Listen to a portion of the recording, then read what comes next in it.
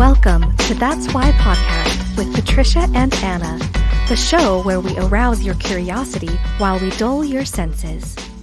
Thank you for joining us on That's Why podcast. I'm Anna. And I'm Patricia.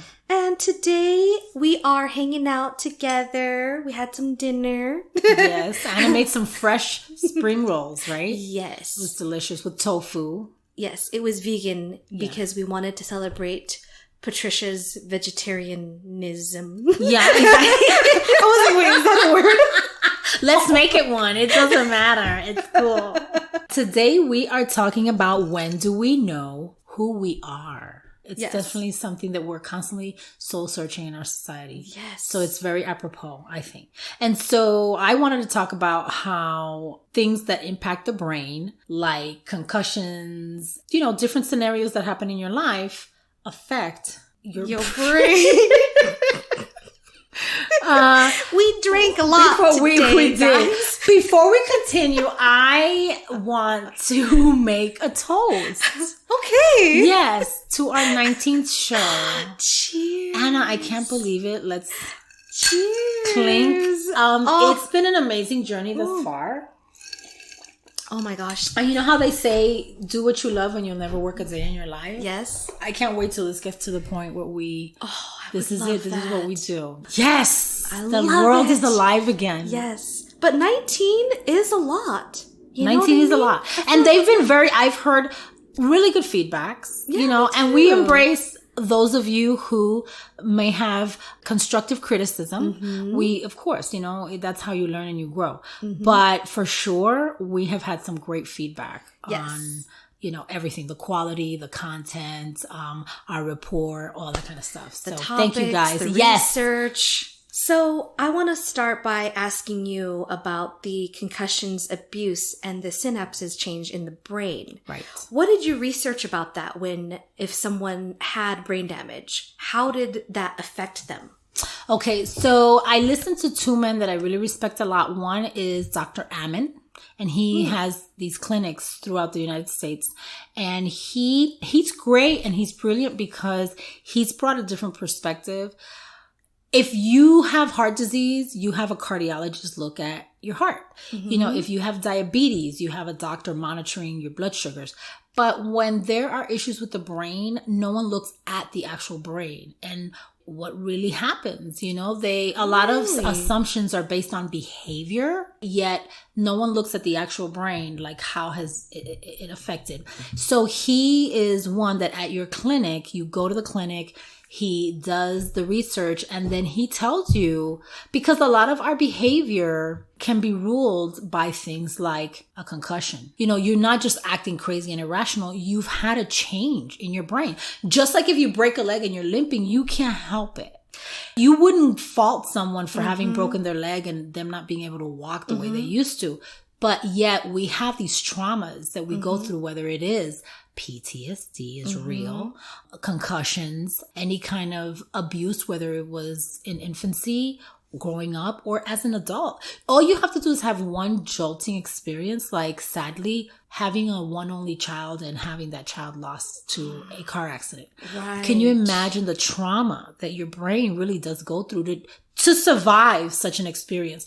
So, and it changes certain synapses of your brain. Now, that doesn't mean that you can't go back and rewire or reconnect those things, and later you're going to talk about that experience that you had. But it's really just to say that we need to look deeper into the brain. And so Dr. Ammon is one of them. And then I love to listen to Andrew Huberman. He's a neuroscientist, and he talks a lot about the connection, because our eyes are actually part of our brain. That was trippy when you told me that. I was like, oh my God. And it makes sense because your retina is in the back, and then the optic nerve goes directly to your brain. But I didn't know it was a part of your brain. Right. And how does your brain react? Your brain is in charge of several things in the body, right? Mm-hmm. Yet one of them is, how do you alert it about danger? And when you see something, I mean, so much of our world is comprised of what we see and how we react to that environment, whether it's people, things, environment, climate, this, that, or the other. It was really interesting just knowing that all of these factors really play a part in our behavior, right? They've done studies on serial killers, right? Yeah. And we, because of religion, right, and other things that we've been taught, we thought, oh, that person's evil. But then you dig deeper, and it's funny because I grew up with people saying God doesn't make junk, or God doesn't make this, that, or the other.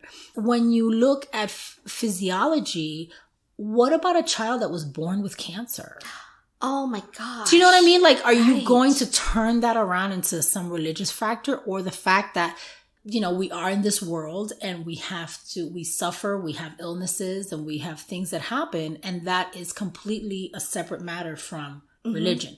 So, of course, they have found that these serial killers have a certain type of deformity in the brain that is outside of their control, just like someone who might have had an accident or might have been gone to Iraq or whatever. It changes your brain. And it would take a lot to get it back to the way it was. A lot of people have a lot of medical fragilities. Autism is one of them. ADD, that's all mental behaviors that we exhibit because our minds are molded or comprised in a different way that connect differently. And so you wouldn't hold that against someone. You wouldn't. Right? I mean, I want to make this straight. You're not making an excuse for serial killers. Exactly, people, please. On the killing spree. Yes. You're not condoning it. No, not at all. And that's just an extreme. Thank you, Anna. Oh my gosh. I don't want people boycotting outside my house. But, you know, that's an extreme example. Yeah. But what about someone who has a behavioral issue, tendencies that they can't seem to break? And it's because your brain is wired a certain way. And we just have to reform that. Yes. And it can be done. Yes. But a lot of times I feel like we feel like we're a victim of it, instead of saying this is a situation that I can change. Exactly. Yeah. And sometimes it can be an excuse. Like sometimes people play that victim card. Right. You know, the reason why I thought about when do we know who we are is because a couple months ago we talked about plastic surgery. And in South Korea, 1 in 3 people have had plastic surgery from the age of 19 to 29. And if you are a graduate from high school, your gift is eyelid surgery, nose job. In South Korea, it makes sense. That's their culture. They're used to that. And they are considered the mecca of plastic surgery. But really? Yeah. But what would you do if your kid wanted surgery at 18? If they were like, you know what? I want a nose job. I want butt implants. I want a boob job. When do you say no? Oh, absolutely. Like, how do you know you are who you are at that age? And you're right. And you're able to make that decision. I'm going to say this, and it might be preemptive, but we're always evolving and changing. Remember, we were talking about that. And so even at 50, almost 52, I don't think I'm going to be the same exact person that I am going to be at 62. Right. Because so much experience that I would have gained from here to then. So let alone someone who's 18. So to answer your question, having children myself, I think I would have to know so many things. And I wonder if, you know, Koreans, how did this even start? You know what I mean? Because I would be like, okay, what's your motivation for doing it? What is your ultimate goal? Is it going to harm you in the long run? Like all these questions I would want to ask and say, okay, let's see how this all cumulatively adds up. And then we'll make the decision from there. You know what I'm saying? But I don't think it's a terrible thing because I don't feel like something like that should be necessarily scrutinized because it's a cultural thing. And I don't know that it does that much harm. You know, I am very pro plastic surgery because I feel like our body is something to be decorated. So I when I see people with tattoos, I love it. Piercings. I think you like that shit. I do. I think it's beautiful. Yo, that's hot. Some people wear it very well. It's so beautiful. Absolutely. I'm not talking about like, oh, I'm going to just... I mean, well, actually, there was this condition. I just thought about this. I'm going off a tangent. Okay. But there's this thing where people don't want their limbs and they don't want it. They want to have surgery to take it off. And that's like a mental thing where they say, you know what? my leg doesn't need to be here. And they'll even bind their leg so they are What? Yes, they don't want Anna, it. you're blowing my mind. Yes. Guys, I wish you could see my face right now. Holy shit. Okay. But see, how do you know? Because they're removing something that's Yes. supposed to be beneficial to their body. Right. And it's But supposed to be natural. You know what's Yes. funny about our society? What? We shun so much the supposedly, right? If you got big breasts, be proud of it. Your nose is thicker, be proud of it. Whatever. Yet we color our hair. Yes. We tan. Yep. There's so many things that wear we makeup. do. Yes, we wear makeup. We're constantly altering in some form or another our natural state. Yes. We're shaving. Yes. We don't need to shave before, hygiene purposes, or even our partners might not like it either. You're like a little bush. Where does it stop? We have braces. Right. We have Why don't you contacts. leave your crooked teeth Yes, the way they are? exactly. If you want things to be, if you want to respect our natural state. So it's funny how we're hypocritical on some things, but then other things are okay. And it's what we have decided as a society that will accept. Crooked teeth don't necessarily really harm you. You can still chew and eat, right? But it's an aesthetic thing, right? Yep. And so, but why is that okay? And saying, you know what? I'm going to alter, whether it's my nose, whether it's my lips, whether it's my hair.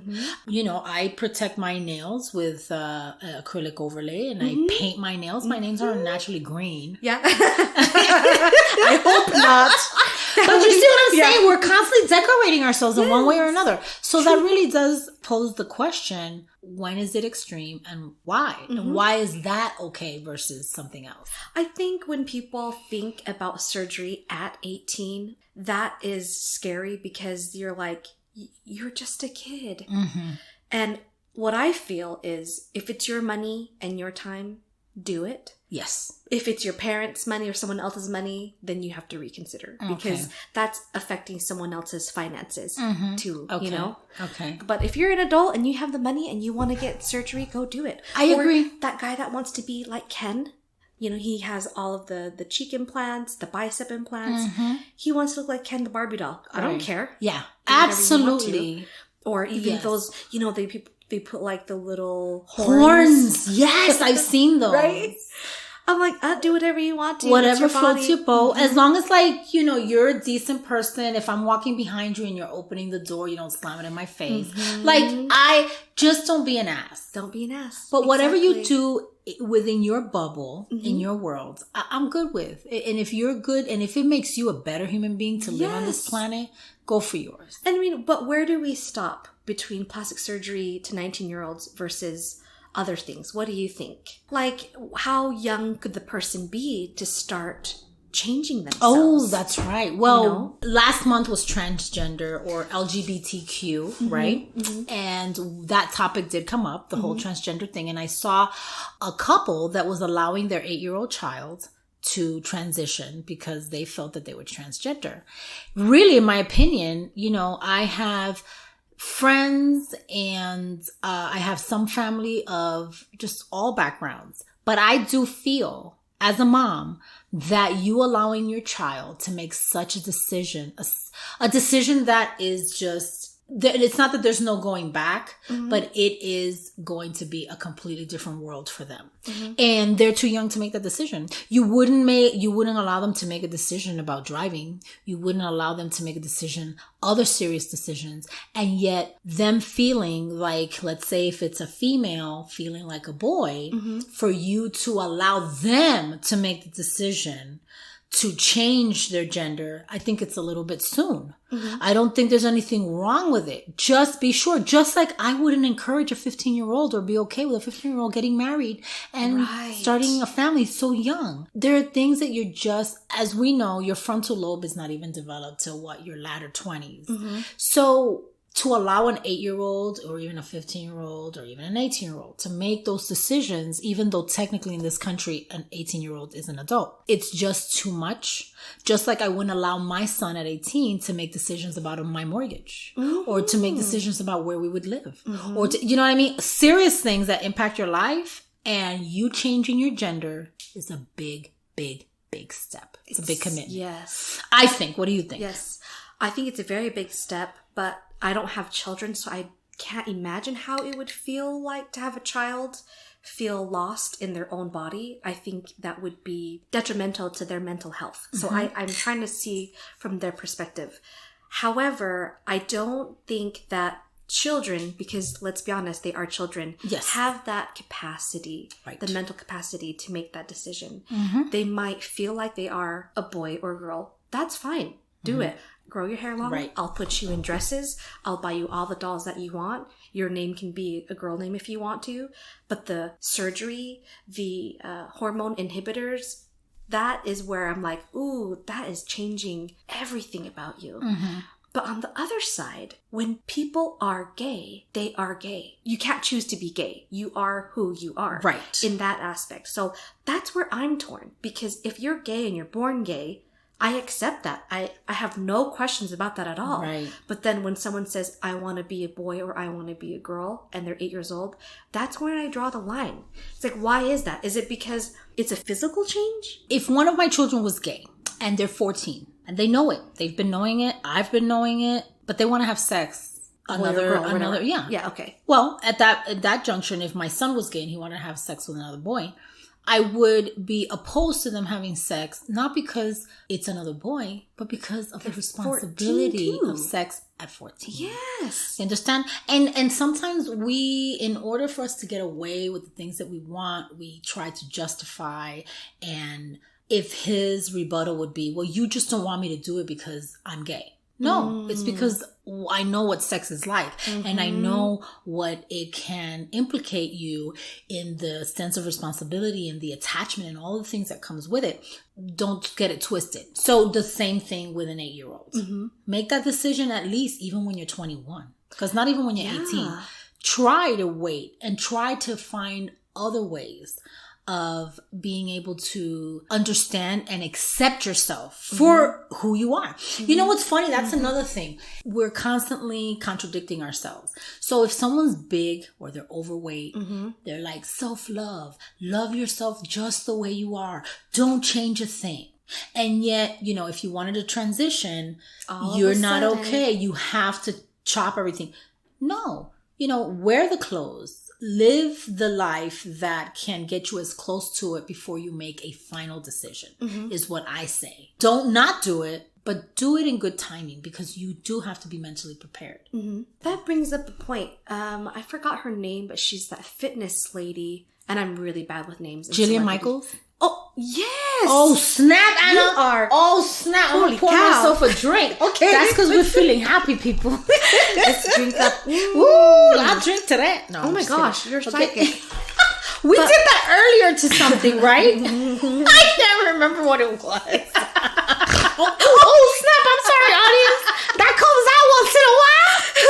I'm so happy you're not here to see that. Okay, go ahead. Jillian Michaels. Okay. She was being interviewed. I forgot who. But she was talking about Lizzo. And they said, what do you think about Lizzo? And she says, Lizzo, the rapper, she's a bigger girl. She raps and sings. And she's... Okay. And so she was like, you know, what do you think about Lizzo? And Jillian Michaels was like, oh yeah, like I love her music. But they were talking about her weight. And she says, why are we talking about Lizzo's weight? We need to be talking about her music. She's like, because I'll tell you what, obesity will be the starter of heart disease, diabetes, all of this, you know, all of those things. Right. And then there was a lot of pushback. People were like, how dare you say that? Because we should have the self-love, body positivity. Right. And Jillian Michaels is like, I'm looking at it at the health perspective. Absolutely. I love Lizzo's music. I love who she is. I love her, you know, empowering messages. Right. But on the scale of health. Excuse me. Oh, that's okay. Excuse me, audience. Okay. On the scale of health, that's where, she needs to lose weight.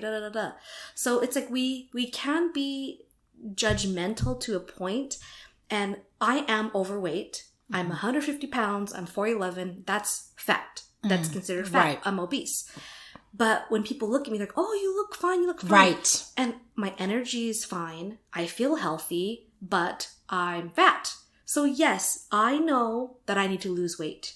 And I can't stand here and be like, I'm wonderful the way I am.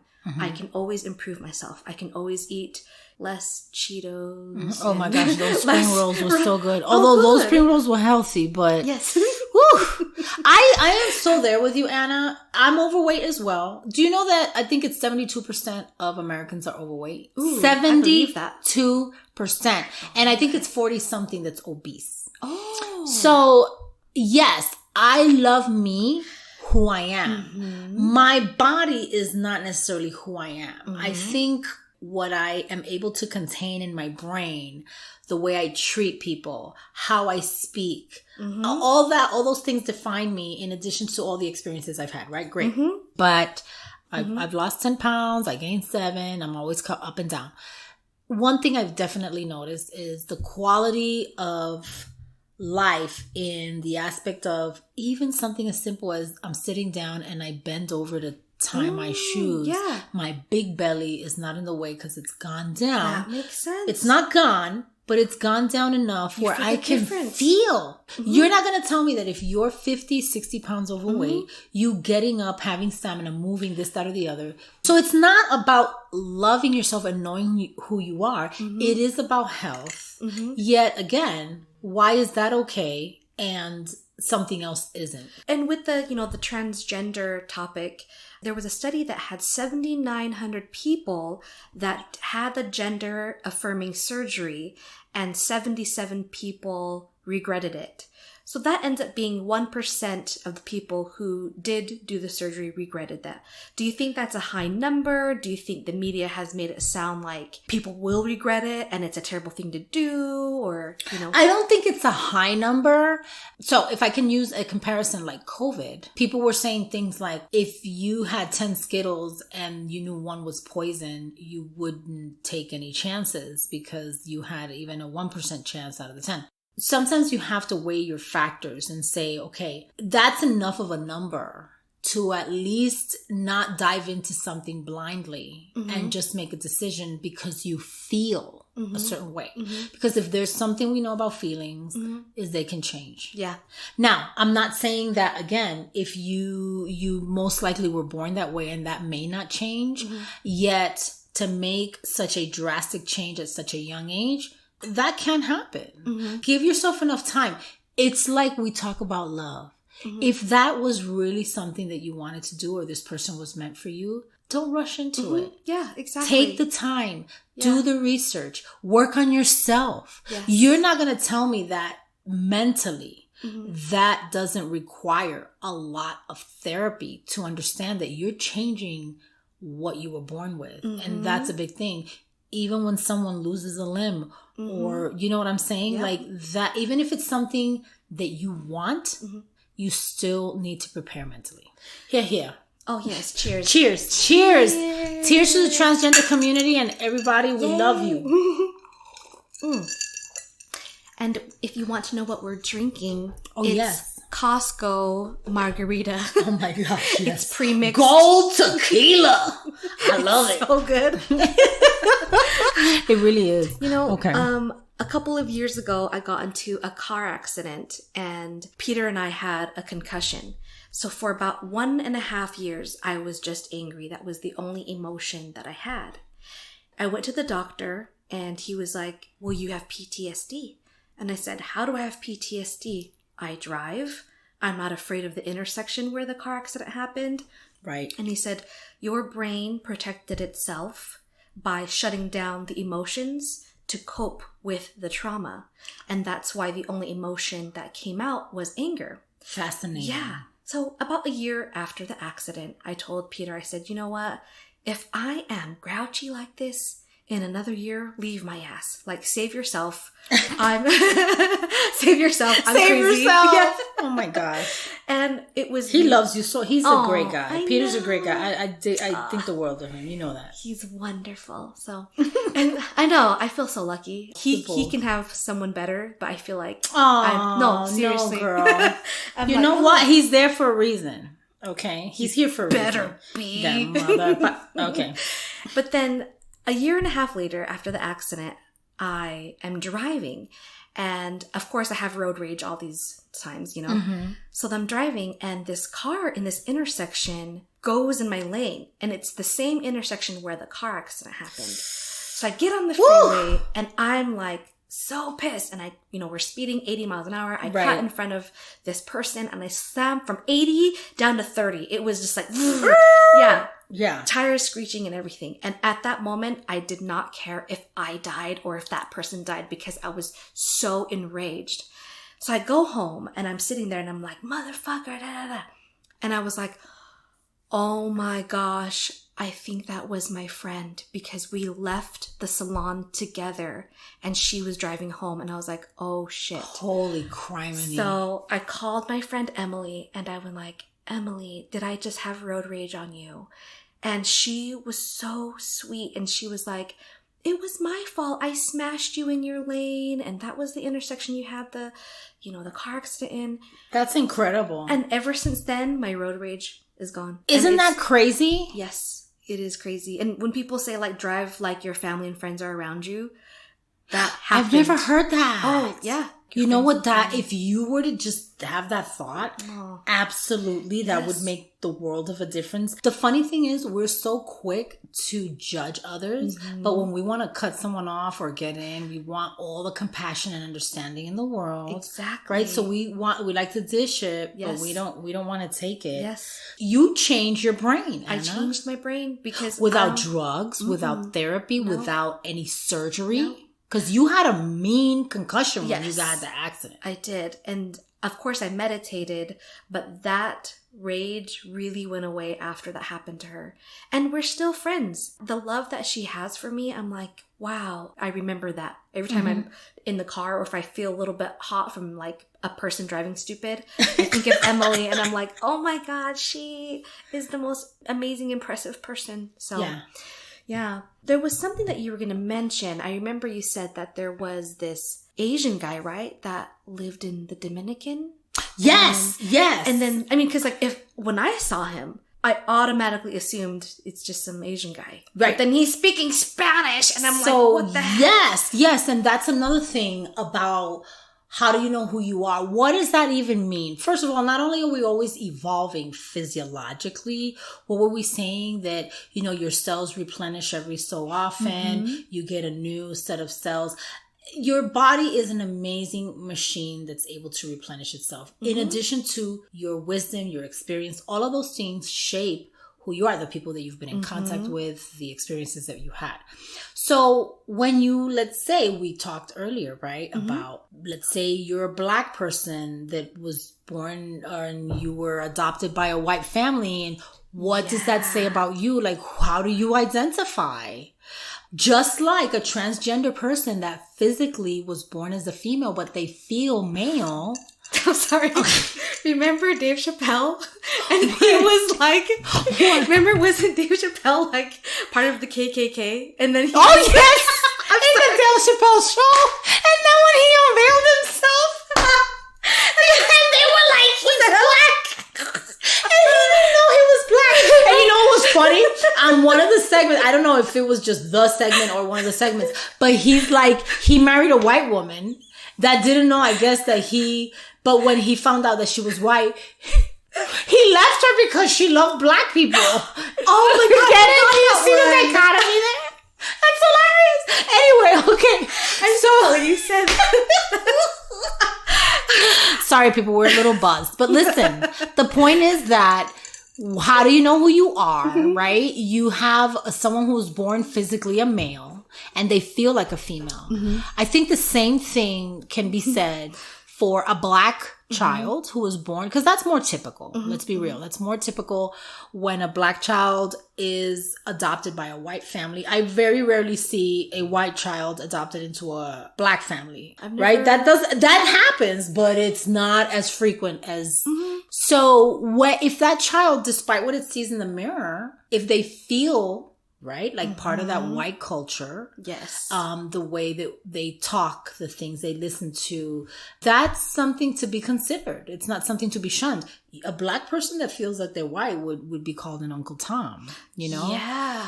So knowing who you are, what does that all mean? So this Japanese guy, he's the chef, and he has a restaurant in Providence, Rhode Island. I have been dying to go there. They call him El Ninja, the ninja, El in Spanish. Why? This guy is first generation Dominican from Japanese parents, right? And he was a chef in Miami. He's got an amazing following. He's on Instagram. Please look him up. But it is so trippy in my brain to see this man who looks completely Asian, Japanese. God, that's so weird. Right? Because you saw the same thing. And he talks just like a Dominican. He's Dominican. Yes. He is Dominican. It doesn't matter what the package looks like. In his heart and in his mind, he is Dominican. Just as Dominican as anybody else, right? And what does that mean? The way he talks, the food he eats, the language he speaks, the culture, the music, the people, the country. It doesn't matter, I guess, at the end of the day, what does the package look like? Exactly. How do you feel inside? Do you respect and love that part of yourself? Yes. Because let me tell you, he embraces it and he celebrates it. Yes. So just so you guys know, anybody out there, El Ninja, and I was trying to get the address. He's at 1007 Broad Street, Providence, Rhode Island. This man fuses. He's got Asian fusion restaurant, which means he fuses Latin and Asian. And you have got to subscribe. So really, I think his page is LEL_ninja. And it's just amazing. I wonder how you fuse, because I myself, Anna, as a matter of fact, you fall into the same category. I'm the first generation born in the United States. Oh, me too. You too, girl. That's right. And you consider yourself an American. I was like, is this a this is a test? I didn't know that was a test. And at the same time, you honor, celebrate, and are very proud of your background. How do you fuse the two? With my Asian heritage? Yes. And you're American, right? The thing that I don't agree with the Asian heritage, I'd say the only thing I don't agree is it is good practice. We are told that we have to respect our elders. But in my point of view, age doesn't match wisdom. You know, we talked about that. Absolutely. Wisdom does not come with age. So if I see someone who's older than me and they're an asshole, even though they're my elder, acting a fool. Yes. That is the part that I disagree with the Asian culture. But everything else I do love and embrace. Like you are supposed to honor your family. You are supposed to have pride, but not prideful. Right. Know? That makes that's huge. Yeah. And big difference. So I think, and Asians really strive to better themselves with each generation, whether we are in Asia or we're in America or any other country.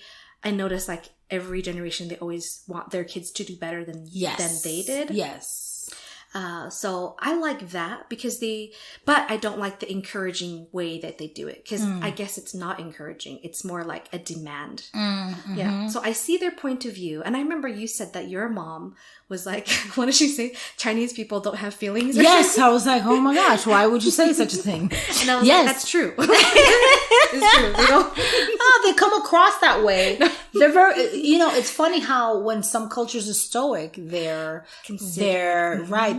accused of not having feelings, when in fact they're trying to suppress those feelings and not let that get in the way of whatever ultimate goal they're trying to reach. And then there's a Japanese saying that says, like, if you see a